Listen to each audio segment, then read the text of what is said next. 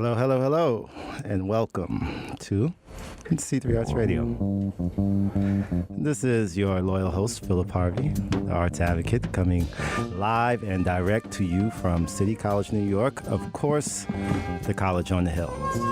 And we are the broadcast arm of the City College Center for the Arts. And we're coming to you from a very rainy Tuesday. I'm here with my right-hand man, Mr. Winston Brewington. Hello there. How's it going today, Winston, man? It's going pretty good until this rain hit, man. I didn't come prepared for this. Yeah. Neither did I, really. And I have a big umbrella and everything else, and I still didn't come prepared, you know. Yeah. So we'd like to welcome you to another Tuesday. Of course, we're here every Tuesday, 5 to 6 p.m. right here at WHCR 90.3 FM. And please know that you can also listen to us, right, online, WHCR.org, and also tunein.com. That is WHCR-FM if you want to find us on tunein.com. And we are your place for arts advocacy. So we try to give you all of the information and introduce you to all of the players in the cultural arts game, both locally, nationally, internationally, and of course right here at Harlem. Yeah, you know, WHCR, this is the voice of Harlem, by the way. And we have another fantastic show lined up for you today. And we're going to get into that in a little bit. But as the broadcast arm of the City College Center for the Arts, it is our duty to make sure that you know what is happening on the stages of Aaron Davis Hall and also in the very other spaces for the cultural arts we have here on the campus of City College. So let's get into it. First of all, and there's going to be a lot more on this today, but we have the Manhattan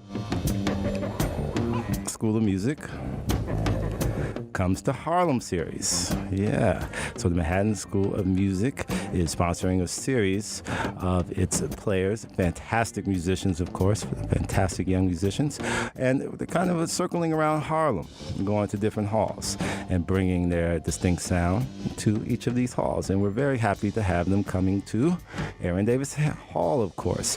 And on Wednesday, November 15th, 7:30 p.m. in Aaron Davis Hall, we have the Manhattan School of Music Afro Cuban Jazz Orchestra, as conducted by the great Bobby Sanabria.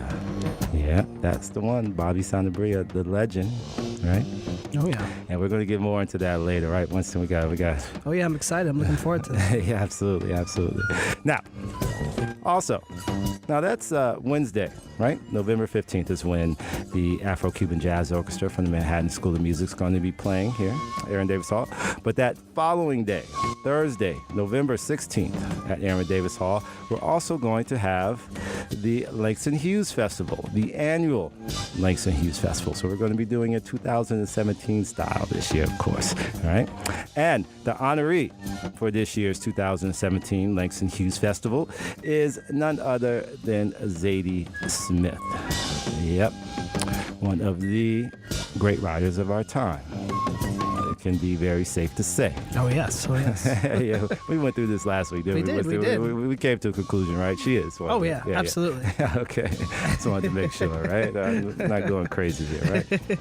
Well, we're going to be honoring Zadie Smith because it's not crazy to say that she's one of the greatest writers of our time.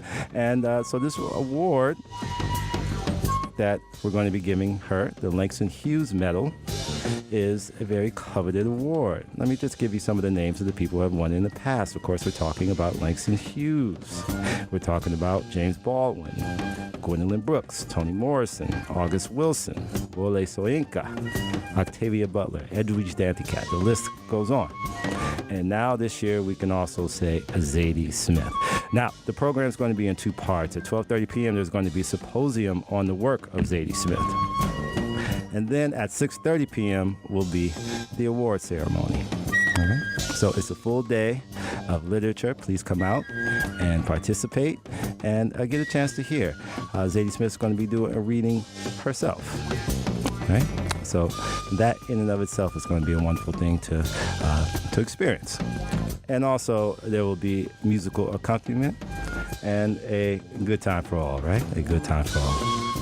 Now, Also, that's Saturday. So we've got Wednesday covered, we've got Thursday covered. Now on that Saturday, November 18th at 7 p.m., there will be the Bobby Lewis Ensemble. It's going to be their 20th anniversary. So we're talking about 20 years of preaching the gospel and spreading the word musically, right? So all of you who like to hear the word of God in musical form, please make sure that you get your tickets for the Bobby Lewis Ensemble. And then ongoing, we have, of course, our Void of Death exhibition, which is in the Aaron Davis Hall Gallery, featuring the work of Mr. Julio Mejia. Right? And the exhibition was curated by Susan Luce. Now you got to get to see this, right? Okay, I'm giving you a warning. It's only going to be up until November 27th. So you need to make sure you get by and see it. Very large-scale paintings, absolutely gorgeous. You have to see it for yourself. The work of Mr. Julio Mejia. Of course, we're talking about A Void of Death. There you go, ladies and gentlemen. Manhattan School of Music, Afro-Cuban Jazz Orchestra, conducted by Bobby Sanabria, Wednesday, November 15th, 7:30 p.m. The Langston Hughes Festival, honoring Zadie Smith, Thursday, November 16th. And on Saturday, November 18th, we have the Bobby Lewis Ensemble 20th Anniversary Concert. I keep telling you, there's a lot going on here. City College Center for the Arts, and we're here to share it with you. We're always here to share it with you. We're going to come back and get into our special guest for today. All right? So stick with us, C3Arts Radio. We'll be back.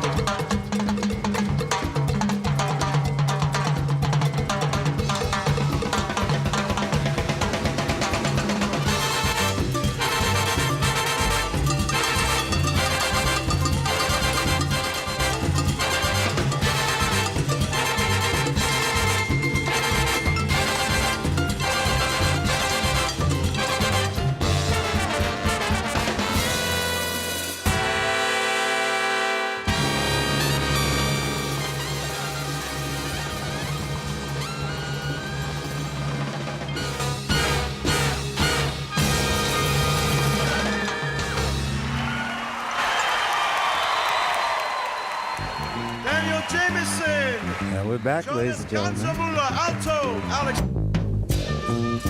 Always.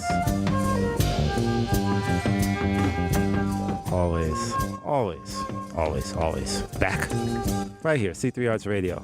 WHCR 90.3. Tuesdays, 5 to 6 p.m. right here on the Voice of Harlem. Now, there are other ways, and we're here for an hour, and the hour goes by very, very fast. Don't you think, Winston? It really does go by very fast. Yeah, it goes by like a blink of an eye.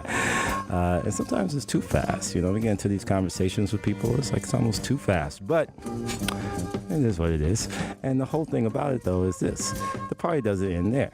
Now, you can always go online and check us out there. Right? We're right there for you. On Facebook, we're there, C3Arts Radio. On Twitter, we're there, at C3Arts Radio. And on Instagram, we're there, at C3Arts Radio.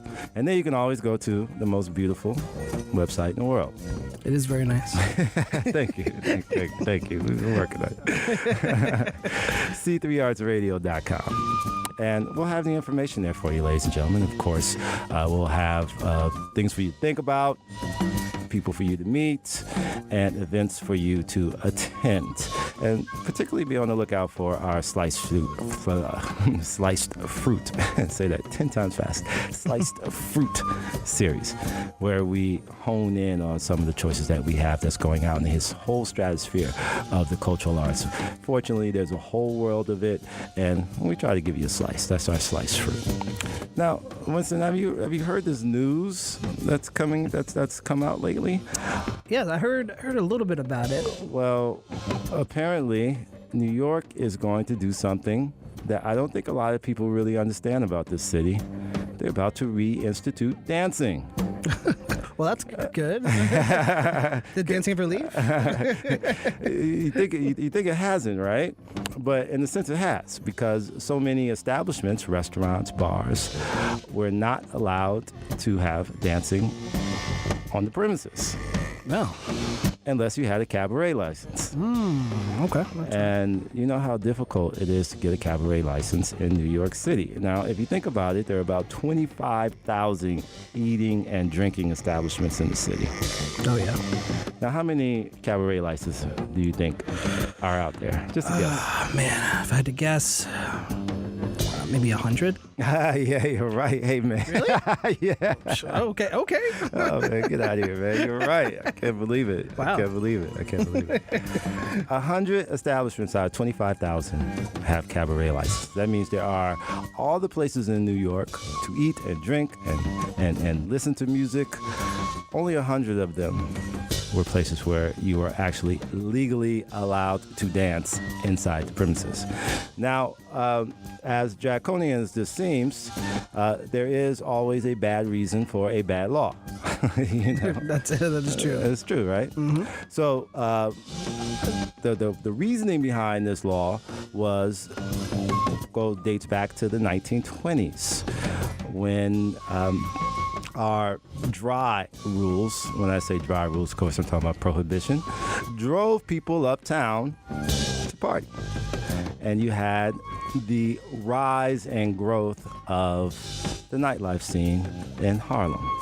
Now, this was problematic for some people, some of our politicians. So, because it was problematic, the answer to it was to make a problematic law, which then enforced this concept of having a cabaret license to allow dancing in your establishment. Now, this has lasted for, almost 80 years? If we're talking about 1926, 81 years, right? Yeah. 81 years, right? No, that's not right. Is that 1920, so... That's 91 years. Jeez. 91 years, almost a century. This has been in effect in the city of New York. It's a long time. People didn't think about it that much until Rudy Giuliani came around and started to strictly enforce this as part of his quote-unquote quality of life campaign. So, anyway, all that to say, sometimes things change for the better. Luckily for us, right? So now, the City Council, New York City Council, recently voted 41-1 to repeal the law. It now is waiting on the table of our mayor. Wink, wink. Get out there and vote. That's right. Got to my sign. sticker. You got your sticker already? Oh, Yeah. I'm about to go get mine too. Yeah, the I voted sticker. It's going to be waiting on the desk of the mayor to sign into law. So we'll rejoice, ladies and gentlemen. We will party, we will dance freely, just like in Footloose. That's good. That's good. Right? That's good, right? Absolutely. That's Absolutely. Right. That's right. C3Arts Radio. Now you're up to date. That's a bit of news for you. Okay, we'll be right back.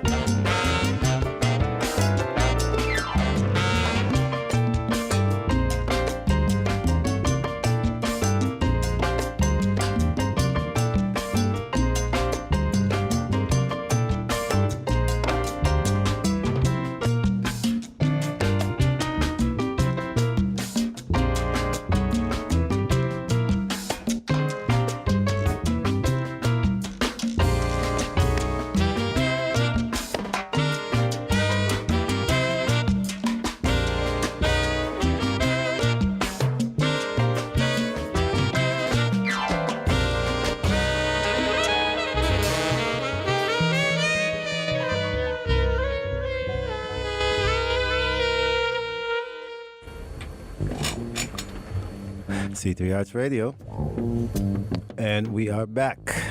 Ladies and gentlemen, we are always back right here. WHCR 90.3 FM, every Tuesday, 5 to 6 p.m. Also, check us out, WHCR.org online, and you can go to tunein.com and listen to us at WHCR-FM.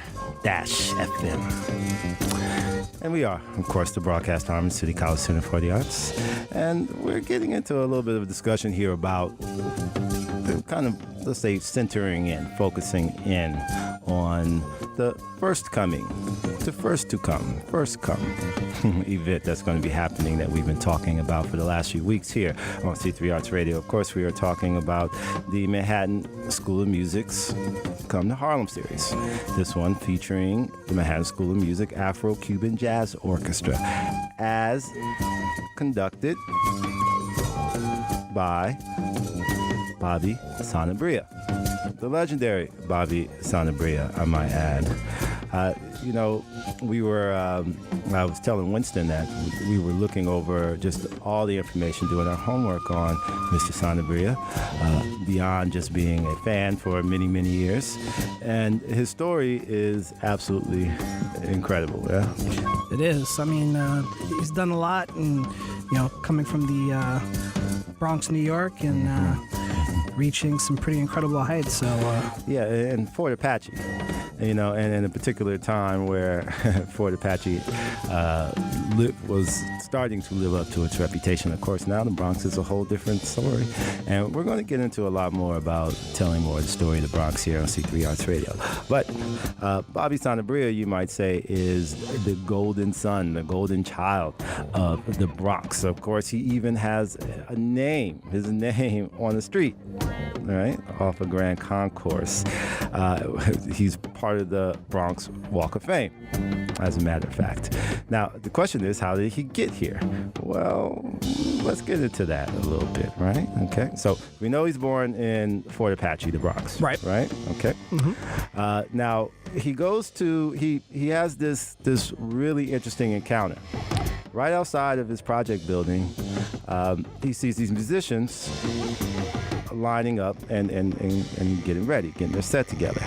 And he's like, wow, what's this? This is interesting. And then he sees Tito Puente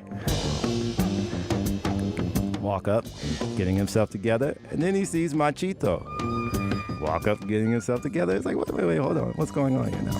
Now, he said that he was a music fan, but he hadn't had that full-born just love and kind of deep dive just yet. And this, of course, would do that to some people. So he went outside, he sat face front and had this experience, which of course was a free concert put on by people that we think of as absolute legends now, right? Yeah? Sounds good. Yeah. Can you imagine, let's say, I don't know who we might consider a legend today, but I think for a lot of people, you could say someone like, let's say, Jay-Z and Drake. Right, for some. Came to your house and set up outside your house and gave a free concert. Right? And anyway, I digress. I digress. It was this event, right? It was this event which led him to follow music, fall in love with music, first of all, in such a way that you make it your life pursuit. Maybe you know something about that, Winston. I do know a little something about that. Yeah. So he, of course, starts to build his skills. Now, he goes to Berklee College of Music in Boston.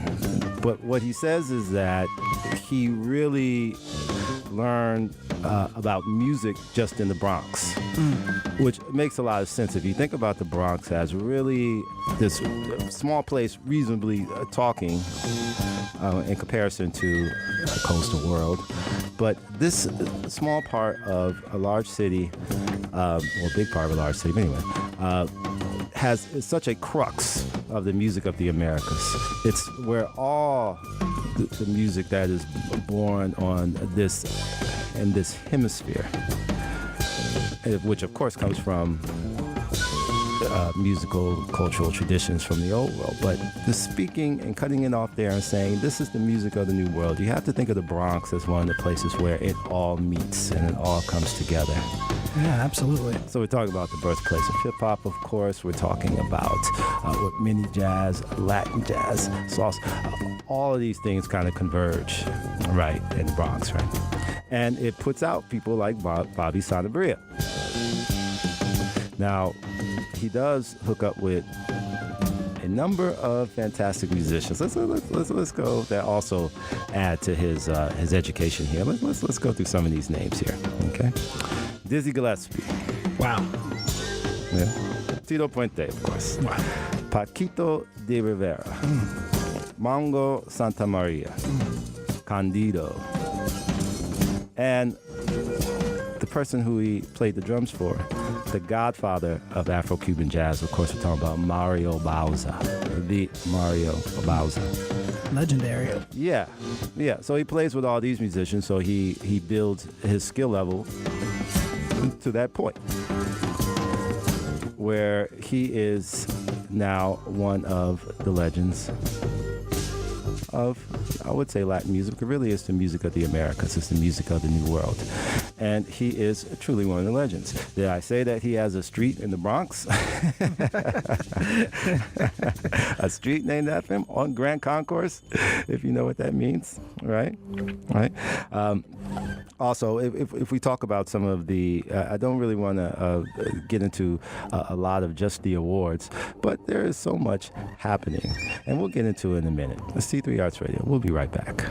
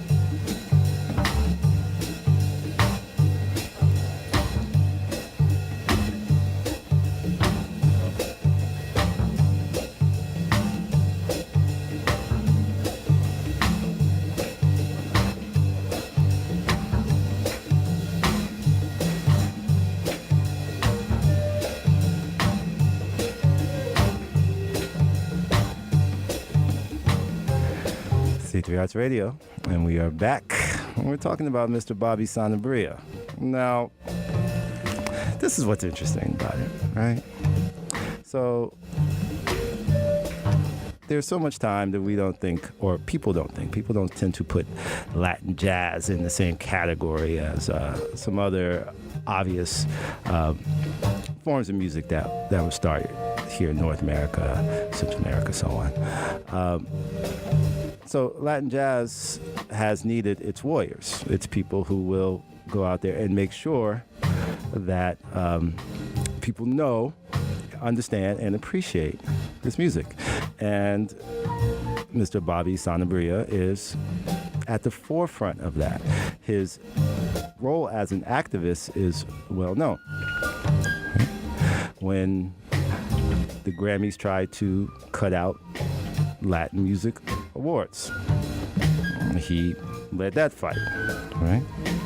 He spearheaded the campaign to restore the Latin Jazz Cruise, which many people here in the area know was a 2-hour program of Latin music that aired on WBGO.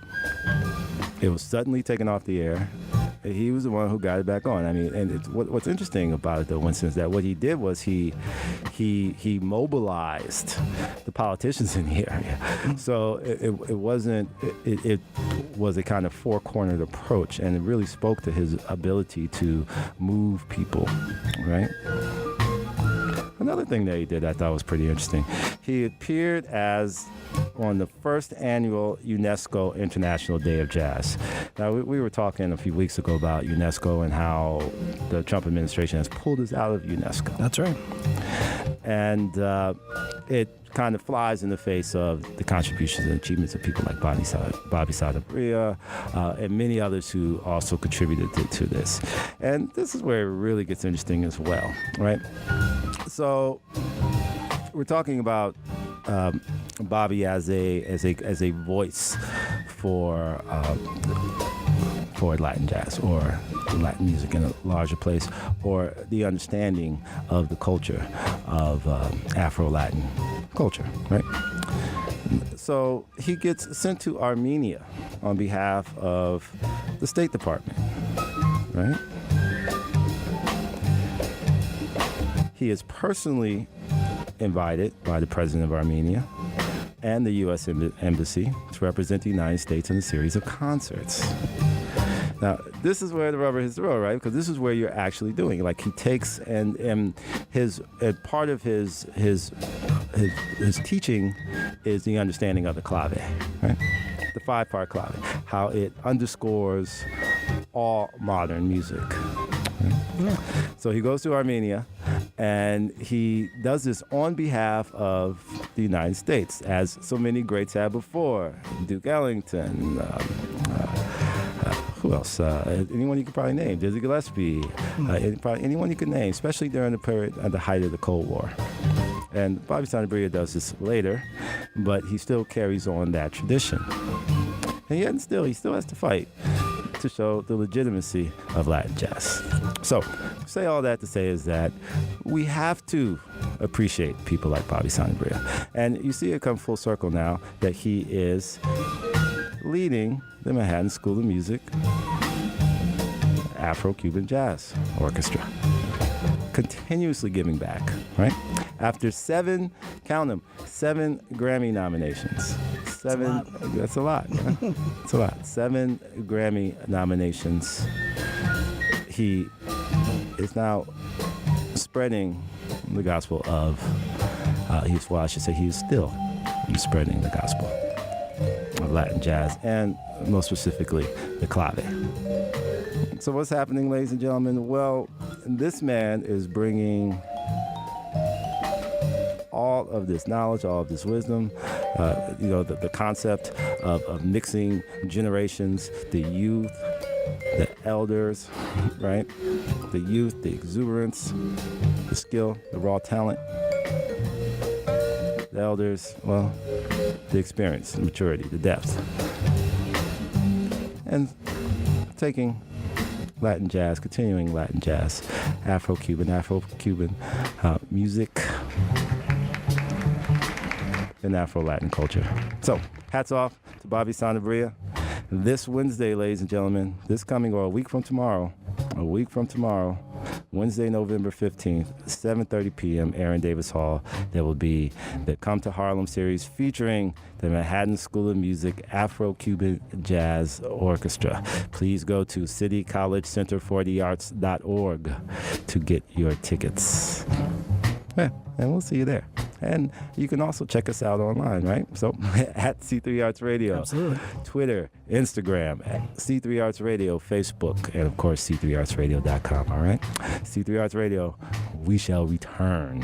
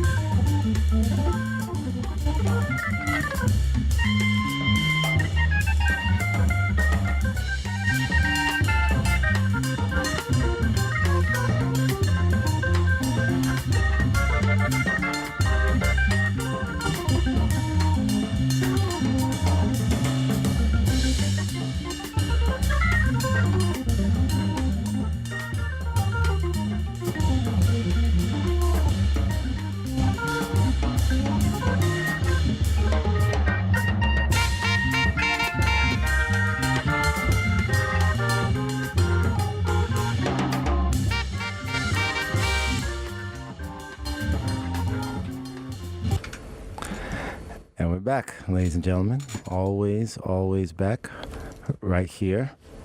C3Arts Radio, WHCR 90.3 FM.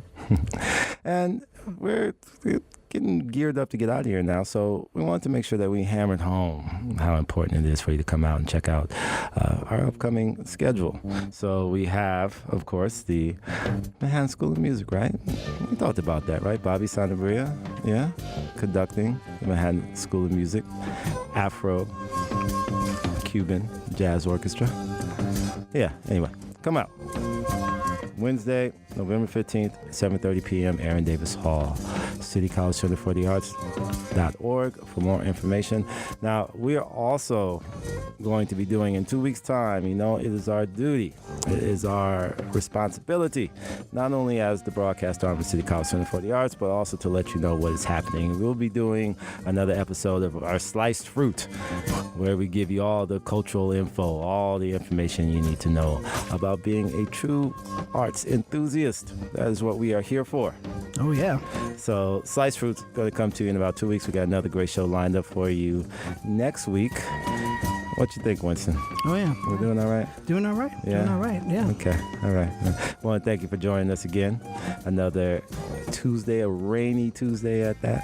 So come back and see us here at 5 o'clock next Tuesday. Remember, you can always check us out online at C3Arts Radio, Twitter and Instagram, C3Arts Radio on Facebook, C3ArtsRadio.com. And you can see us, also listen to us on WHCR.org and TuneIn.com, WHCR-FM. It's C3Arts Radio, ladies and gentlemen. We'll see you next week. Peace.